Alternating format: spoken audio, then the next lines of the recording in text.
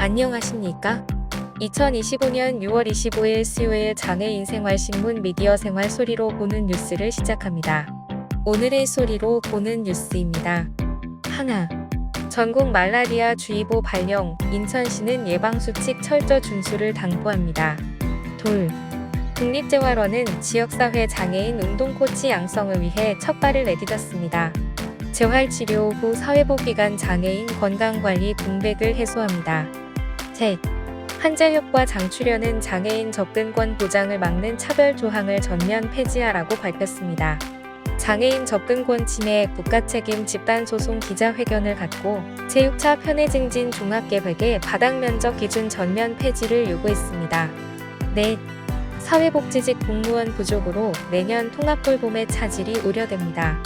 승진율 2%, 인력 부족, 인원 피해 등 삼중고에 시달리고 있습니다. 다섯. 인천시는 장애인 건강관리 사업으로 보건복지부 장관 표창을 수상했습니다. 첫 번째 뉴스는 전국 말라리아 주의보 발령, 인천시는 예방수칙 철저 준수 당부입니다. 질병관리청이 지난 6월 20일 전국에 말라리아 주의보를 발령한 가운데 인천광역시는 말라리아 감염 예방을 위해 시민들의 철저한 주의와 수칙 준수를 당부했습니다. 이번 주의보는 말라리아 매개모기 지수가 기준치를 초과한 지역이 철원군, 화천군, 파주시 등 3곳 이상으로 확인되면서 발령되었습니다. 말라리아는 주로 서울, 인천, 경기, 강원 지역에서 4월부터 10월 사이 집중 발생하며 모기에 물린 후 7에서 30일의 잠복기를 거쳐 발열, 오한, 발한, 두통, 근육통, 구토, 설사 등 감기와 유사한 증상이 나타납니다. 인천시는 말라리아 위험 지역에 해당하는 10개 전 분구를 대상으로 방제 활동을 강화하고 있으며 감염자의 조기 발견과 치료를 위한 진료 체계를 운영 중입니다. 더불어 시민들에게 말라리아 예방을 위한 생활 수칙을 적극 홍보하고 있습니다. 말라리아 예방을 위해서는 특히 모기 활동이 활발한 밤 시간대 외출을 자제하고 불가피한 외출 시에는 밝은 색의 긴 소매 상의와 긴 바지 등 피부 노출을 최소화하는 옷차림을 하는 것이 좋습니다. 또한 말라리아 발생 위험 지역을 다녀온 뒤 발열이나 오한 등의 증상이 나타날 경우 지체하지 말고 가까운 의료기관을 찾아 진료를 받아야 합니다. 신병철 인천시 보건복지국장은 모기에 물리지 않는 것이 말라리아 예방의 핵심이라며 예방수칙을 실천하고 증상이 의심될 땐 신속하게 진료를 받아야 한다고 밝혔습니다. 다음 뉴스입니다.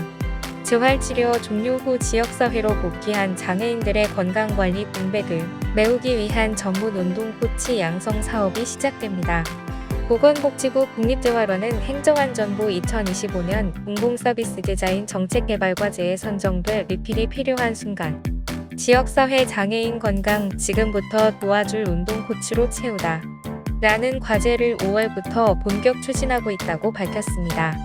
이번 과제는 장애인의 지역사회 건강관리 공백을 해소하기 위해 퇴원 이후에도 운동을 지도해 줄 수 있는 운동코치 교육 연수를 운영하고 그 효과와 만족도를 분석해 제도적 기반 마련에 기여하기 위해 추진됩니다. 2017년 장애인 건강권법이 시행되며 장애인 운동 서비스에 대한 법적 기반은 마련되었지만 의료적 재활과 생활체육을 연결하는 공백은 여전히 존재합니다. 특히 재활치료 종료 후 지역사회로 복귀한 장애인의 건강관리 및 자립을 위해서는 전문 지도자에 의한 체계적인 운동 지원이 필수적이나 이를 뒷받침할 제도적 기반과 교육 기반 시설은 미흡한 실정입니다. 이에 국립재활원은 재활연구소 내부 연구과제를 통해 2017년에는 장애인 재활운동 및 체육지도자 양성을 위한 교육과정 개발, 연구를 진행했고 2018년에는 실제 적용 가능한 6건의 교재 개발을 주도한 바 있습니다. 이어 체육학, 재활의학, 물리치료학, 사회복지학 등 다양한 학계 전문가와 관련 장애인단체, 체육단체, 현장 지도자 의견을 수년간 수렴했습니다. 이번 과제는 이를 바탕으로 현장 중심 정책 개선을 목표로 하는 참여형 과제입니다. 과제는 공공서비스 디자인 절차에 따라 국민디자인단 구성, 현장 인터뷰, 공동설계 워크숍 등의 단계를 거쳐 추진됩니다. 공공서비스 디자인은 정책 공급자인 공무원, 수요자인 국민, 그리고 서비스 디자이너가 함께 정책 전 과정을 설계하는 방식으로 국민 중심의 정책 실현을 지향합니다. 올해 과제 수행 기간 동안에는 온라인과 오프라인 방식의 교육 연수가 병행됩니다. 온라인은 원광대학교 박지영 교수가, 오프라인은 상명대학교 운동재활연구소 및 한국운동생리학회 백성수 교수가 담당합니다. 또한 서비스 디자이너는 원광대학교 안전보건학과 박지영 교수가 참여합니다. 이번 과제를 통해 국립재활원재활연구소는 장애인 운동 코치, 연수 교재의 내용 구성에 대한 적절성 검토와 더불어 연수 방식의 실효성을 검토하고 이를 기반으로 운동 코치 양성을 위한 제도적 장치 및 서비스의 전국 확산을 위한 정책적 근거를 마련할 계획입니다. 세 번째 뉴스는 한자협과 장출연의 장애인 접근권 침해 국가책임 집단소송 기자회견에 관한 것입니다. 장애인 단체들이 이재명 정부의 장애인 차별 조항 전면 폐지를 요구했습니다. 장애인 접근권 제한에 대한 국가배상 책임을 인정하는 대법원 판결이 나왔지만 장애인들은 매일 계단 앞에서, 버스 앞에서, 문턱 앞에서 멈춰서는 차별은 여전하다는 주장입니다. 한국장애인자립생활센터협의회, 이하 한자협과 장애인차별금지 추진연대, 이하 장출연 등 장애인 단체들은 6월 19일 서울 광화문 광장에서 장애인 접근권 침해 국가책임 집단소송 기자회견을 갖고 이같이 밝혔습니다. 1998년 시행된 장애인, 노인, 임산부 등의 편의 증진 보장에 관한 법률, 이하 장애인 등 편의 증진법 시행령은 바닥 면적 합계 기준 300제곱미터 이상인 곳만 편의시설 설치를 의무화하면서 그 이하인 곳은 휠체어를 이용하는 장애인 등이 출입하지 못하는 문제가 있었습니다. 이 시행령의 기준은 2022년이 돼서야 50제곱미터 이상으로 강화되었습니다. 이와 관련해 장출연과 장애인 당사자들은 접근권 침해를 받았다며 국가를 상대로 차별구제 소송을 했고, 대법원 전원합의체는 지난해 12월 19일 대한민국은 헌법상 기본권의 일종인 장애인의 접근권을 보장할 의무가 있음에도 불구하고 이를 이행하지 않았고 그 의무를 다하지 않은 것은 위법이라며 원고에게 1인당 10만원씩 위자료를 지급하라고 판결했습니다. 이날 기자회견에서 한자협 등은 대법원의 역사적인 판결 후에도 장애인 접근권 침해는 여전하다고 비판했습니다.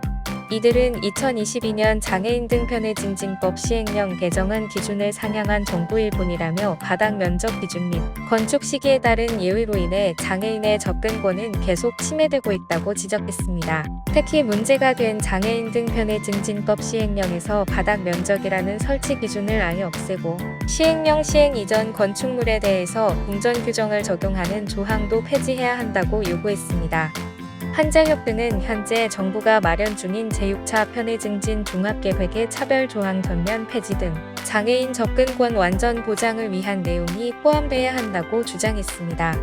이어 국민주권정부로 출범한 이재명 정부와 그 행정부는 마땅히 장애 국민의 주권과 헌법적 권리를 보장해야 한다고 강조했습니다. 이들은 국가를 상대로 집단 손해배상 청구 소송에도 나설 계획입니다. 네 번째 뉴스입니다. 내년 3월 시행을 앞둔 지역사회 통합돌봄 제도가 준비 없이 추진될 수 있다는 우려가 커지고 있습니다. 그 중심에는 인사차별, 인력 부족, 악성 민원 등 삼중고를 겪고 있는 사회복지직 공무원들의 현실이 자리하고 있습니다. 한국사회복지행정연구회 이하 한사연은 2023년 말 기준 사회복지직 공무원 29,806명 중 5급 사무관은 709명으로 승진율이 2.4%에 불과하다고 밝혔습니다. 6급 비율도 19%에 머물러 행정직, 시설직, 농업직 등 다른 직렬보다 현저히 낮은 수준입니다. 한사연은 이를 간접차별이라며 국가인권위 진정과 감사원 감사 청구를 검토 중이라고 밝혔습니다. 인력 부족 문제도 심각합니다. 보건복지부가 2022년 발주한 연구 용역에 따르면 전국 지방자치단체의 복지 업무를 안정적으로 수행하기 위해 필요한 정원은 현재보다 1만 3천 명 이상 많은 수준으로 분석되었습니다. 그러나 실제 복지 현장에서는 부족한 인력으로 상담 사례 관리, 긴급 지원 등 복지 업무를 감당하고 있을 뿐만 아니라 민원 대응 과정에서의 폭언, 폭행도 자주 일어나고 있는 실정입니다. 이로 인해 병가를 내는 공무원도 늘고 있다는 것이 한사연의 주장입니다. 한편 복지 현장의 핵심 과제인 통합돌봄 제도가 내년 시행을 앞두고 있으나 전담 인력 조직 예산 확보는 전무한 실정입니다. 실무자인 사회복지직 공무원들은 정책 논의에서조차 배제되고 있어 제도의 성공 가능성을 낮추고 있다는 지적이 나오고 있습니다. 한사연 이용규 회장은 복지직 공무원에 대한 처우 개선 없이는 통합돌봄을 포함한 어떤 복지정책도 성공할 수 없다고 강조했습니다. 마지막 뉴스입니다. 인천시가 장애인 건강관리 사업의 성과를 인정받아 보건복지부 장관 표창을 수상했습니다. 인천시는 6월 20일 서울가톨릭대학교 서울성모병원 마리아홀에서 열린 2025년 장애인 건강보건 통합성과대회에서 보건복지부 장관 표창을 수상했다고 밝혔습니다. 이번 표창은 2024년도 장애인 건강보건관리사업 성과 점검 결과 우수한 실적을 거둔 지방자치단체에 수여되는 상입니다. 인천시는 2020년부터 인하대학교 병원이 위탁 운영 중인 인천 지역 장애인 보건의료센터를 중심으로 건강보건관리 네트워크 구축, 여성장애인 모성보건 사업, 보건의료 인력 교육, 장애인 대상 건강검진 및 진료 재활 서비스 제공 등 다양한 사업을 추진해 왔습니다. 특히 인천시는 시각적 건강정보 접근성을 높인 장애인 건강맵 플랫폼을 구축하고 건강보건위원회 및 협의회를 운영하며 지역 기반 통합 건강보건관리 체계를 강화해 높은 평가를 받았습니다. 이번 수상에는 인천시 외에도 인천지역장애인 보건의료센터, 미추홀고고건소가 단체 표창을, 연수고고건소, 송도건강생활지원센터 소속 조현지 주무관이 개인 표창을 받았습니다. 계양고고건소는 2024년 지역사회 중심 재활사업 우수 사례 최우수 기관으로 선정돼 전국 최우수상을 수상했습니다. 신병철 인천시 보건복지국장은 앞으로도 포괄적이고 지역 밀착형 건강보건 서비스를 확대해 장애인 건강권이 실질적으로 보장될 수 있도록 최선을 다하겠다고 밝혔습니다. 지금까지 소리로 보는 뉴스를 애청해 주셔서 감사합니다. 장애인 생활신문 미디어 생활 소리로 보는 뉴스는 다음 시간에 다시 찾아뵙겠습니다.